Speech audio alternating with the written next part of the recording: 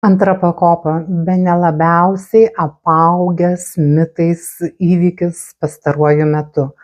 Tai klausimas buvo, ar antros pakopos išimti pinigai iš antros pakopos yra PVM objektas, nes žmogus girdėjo, mal reikės susimokėti pridėtinės vertės mokestį.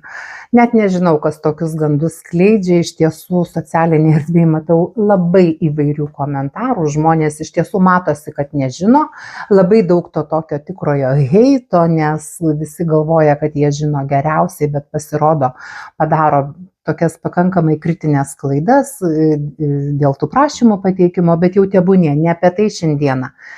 Tai žiūrėk, joks PVM-as, joks gyventojų pajamų mokestis nemokamas, nereikia šių mokesčių mokėti pasiėmus pinigus iš antros pakopos. Vienintelis 3 procentų mokestis taikomas tuomet, kai išsiimami 25 procentai arba pasitraukiama likus mažiau nei 5 metai iki pensijos ir pasiimama suma su 3 procentų mokesčiu. Ta suma, aišku, turi būti pusės minimalaus anuiteto dydžio.